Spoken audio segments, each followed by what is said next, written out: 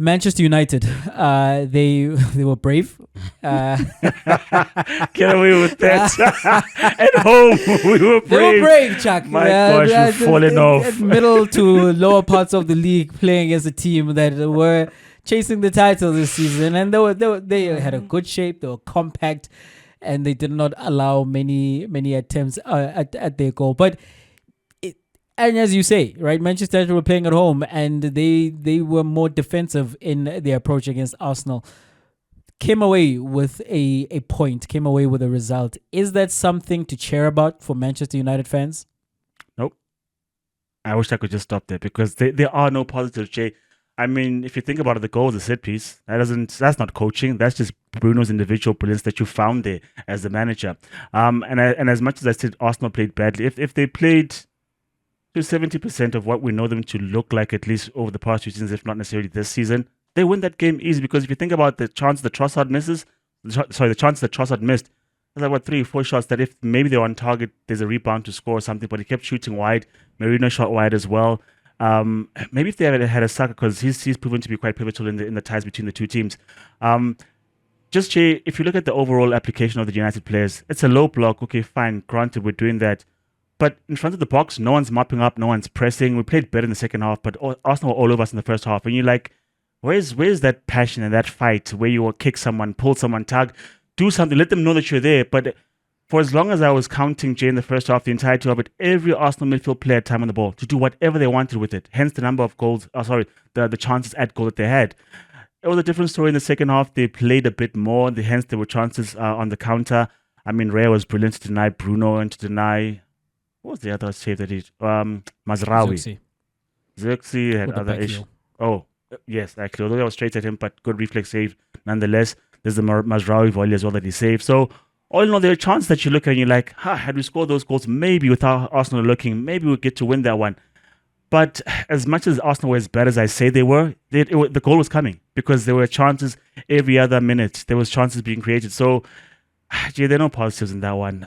Same old. I looked at the table and I was like, the next possible, I think to crack into the top 10, we need to get 10 points. And Fulham's not going to watch us grab 10 points while they do nothing. So we're going to end the season at 13th. I can't see any positives. Just the point at Old Trafford, being afraid to play at Old Trafford. I mean, for as long as, Jay, in the past, 3-4 seasons, Arsenal have been the better side than United. That was clear, right? Because of the FA Cup, because of the Carabao Cup, the better footballing team was Arsenal. But every time they got to Old Trafford, we made a game of it. It was a thriller. But this one, you're like, you guys don't even believe you can do it. We're just holding out. You're hoping it ends as 1-1 or 0-0. And I think that is not the way to go. I don't want to see that as a...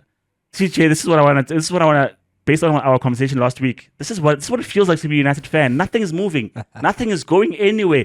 See, when you drop points at United, you're disappointed. I'm like, I've seen this before. So, to answer your question, Jay, it's not progress at all. I'm not happy with that one. I'm happy we scored. I'm happy we looked at, for the most part of the game, like we're going to win it. But, nah. Manchester United should have won the game, Chuck, based on the chances that they had. And I think... I mean, of course, like outside of a great day at the office from the Arsenal goalkeeper, David Raya, Manchester United do come away with a win in that one. And the decision to sit back in the low block and challenge Arsenal to try and navigate a block, which is something Arsenal have struggled with this season and continue to struggle with in that game against United. And then being able to hit them on the counter, that would have been the game plan perfectly executed. And yes, United did suffer in that first half, but they were able to keep Arsenal out. You know, as much as Arsenal dominated possession, I don't necessarily think Arsenal dominated that game. I don't think they were stressing Manchester United and their defensive patterns, and we really saw Onana come into the game or be forced to make super saves in the same way that we saw David Raya, in particular in the second half.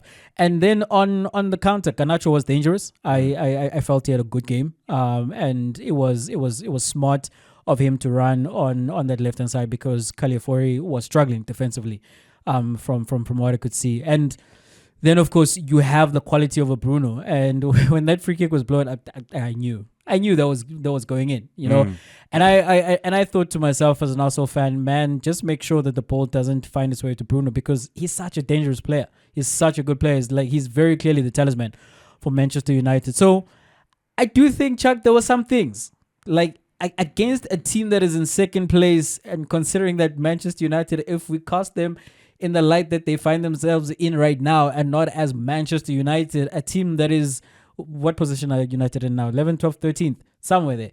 But a team that is there, and that kind of performance against Arsenal, yeah, it does not fill you with the kind of injection that, yeah, man, I can see us going on to challenge for a Champions League spot or the league next season. But in that game, I think you can feel unlucky to not have won that game, which means that's a positive. That United were in a position to beat Arsenal. Arsenal just had a great performance from the goalkeeper. Besides that, United would have won that match. So that's a positive, Chuck. Jay, it sucks being where we are because we're not moving. And the thing about that, Jay, yes, Ray had an inspired performance, but I just can't think of the teams that I saw in the highlights this weekend. There was a goalkeeper was in inspired form. He made like 2, 3, 5 good saves in the first half, like another 3, but his team still considered like 2 goals. That's because somehow when teams are good, they find a way. That's all we could muster, and I've been seeing this the entire season. When Højlund misses a chance and he delays his shots, I'm like, I knew this was happening. I knew this was gonna come. And so when these patterns repeat over and over again, Jay, it doesn't help. Had we sneaked that game, say Raya has a performance and somehow Rice misses that shot and we win 1-0. Even then, performance-wise, I can't say I'd be happy for the result because we get to move up a place. We get past Spurs, I think, which is where we are right now, the race against Spurs, and that's all we can speak about. But for the mere fact that even with those performances, Jay, there's nothing to show. Like I pointed this where we are doesn't move the needle, doesn't help our season. So it's just same old, Jay. I mean, I can't even look at those positives and say we're closer. We're not closer to anything. Our goal difference is still -6. We needed those goals, Tina, Jay.